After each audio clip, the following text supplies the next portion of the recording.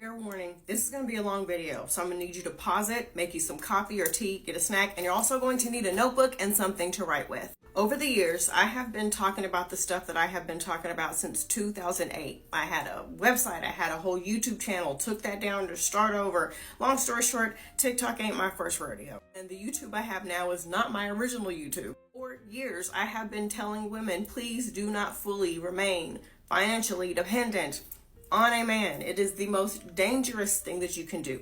And time after time, the number one thing that women will tell me is, well, if something happens, I will just do what I have to do to make sure that me and my kids survive. Where's my crown and my flowers? And while that is absolutely beautiful, and there is no doubt in my mind that you would not, in fact, do what you had to do to make sure that you and your kids were okay.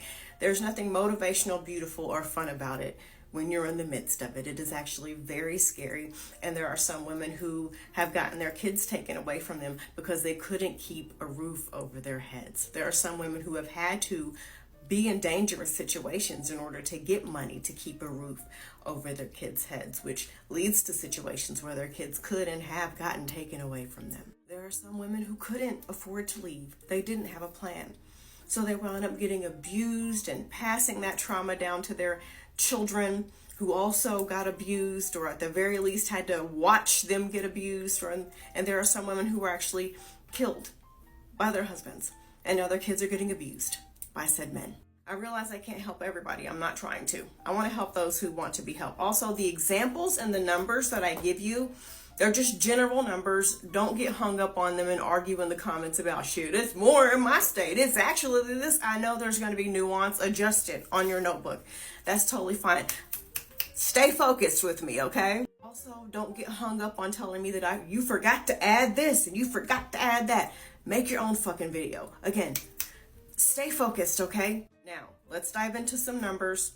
General numbers for if you needed to leave at the drop of a hat and support yourself and your kids for whatever reason that caused it. Some of you might say, well, I'll just live with my family member, or I'll just live with my best friend. Are you sure? Can you bet your life on that?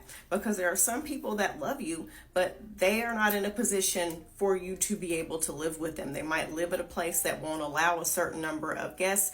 They might not be financially able to extend that to you, or they might live in a really small place already with kids and a family of their own, and they just don't have room for you to accommodate you. And some people just don't want to be involved in that kind of drama. So you might think they will allow you to live with them, but they really won't. And even if they do make a way and allow it, their expenses are going to go up. Your kids might break something. They might kick you out. You might decide that you can't stay there anymore because it's just getting on your nerves. Anyway, let's get to the point.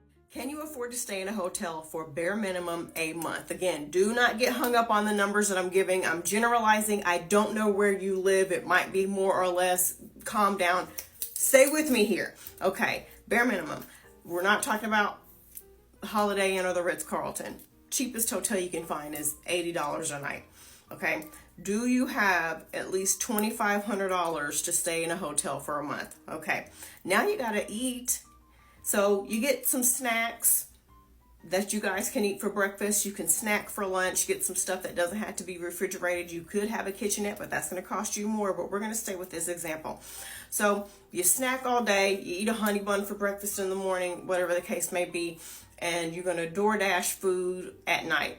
So total, this is just a base number, just a guess, $1,800 a month on top of the $2,500 you're spending to stay in a hotel. All right, so that's the first month. Again, I know these examples could be more or less depending on where you live. Stay with me here, Susan. Okay, basic apartment, $2,000. You're gonna need security deposit, $250. Admin fee, $50. I know it could be more or less. Save your fucking comment. Stay with me.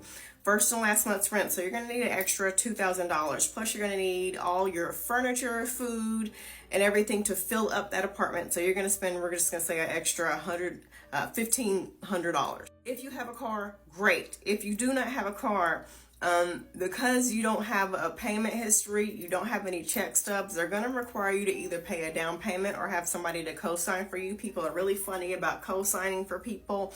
So let's say you have to pay that down payment. We're just going to say $2,500 because you don't want a ridiculously high monthly payment.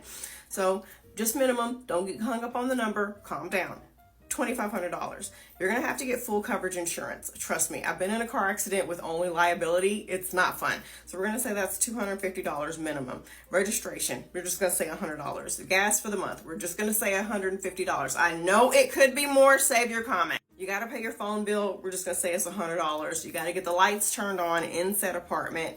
You might have to pay a down payment because you don't have a payment history. You don't really have any credit. So we're just going to say $200 to get your lights turned on. Wait a minute. You still haven't secured a job yet. Time is going by quickly. You got to pay next month's bills. $2,000 for rent, $150 for lights, $500 for food, $250 for your car note, $160 for gas, plus $250 for your insurance, $100 for your phone bill, and $300 for whatever miscellaneous expenses and charges that you might have. How are you going to get that? Because even if you do get a job, it could take 2 to 3 weeks before you get your first check, and longer than that before you get your first full check, because some companies, when they train you, they don't have you stay the whole 40 hours a week. So now you need to start the divorce, and you need to get a lawyer, and you really don't want to go through legal aid. You want to hurry up and get the ball rolling. So you go to a lawyer, they listen to your sad story, and they say, oh, that's tough, I'm so sorry.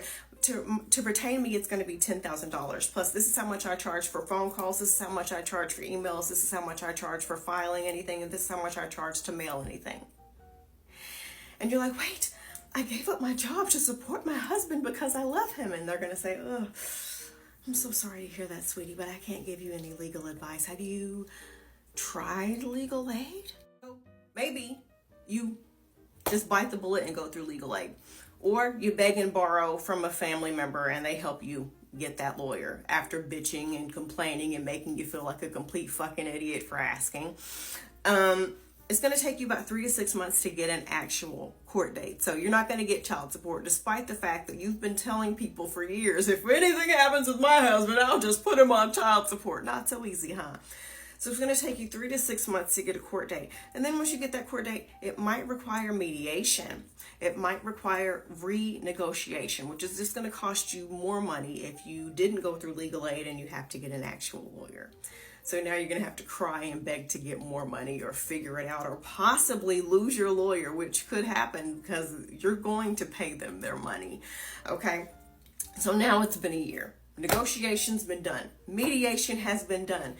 This is the child support he has to pay. He has to pay alimony. And then this man that used to be super duper hardworking gets himself fired because he doesn't want to pay those things. And now he's working under the table and you can't track any of his money. You can't find him to serve him. You can't afford to keep going back and forth to court. So now you're basically not getting paid any child support and you're not getting paid any alimony.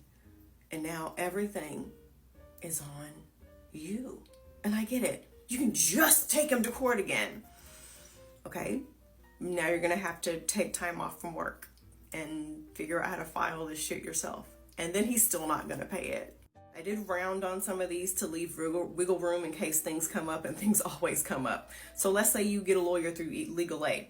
Do you have $20,000 to survive for 3 months with just you and your kids? Okay, let's say that you do get a lawyer and you pay it out of pocket. Do you have $40,000 to survive for 3 months with you and your kids?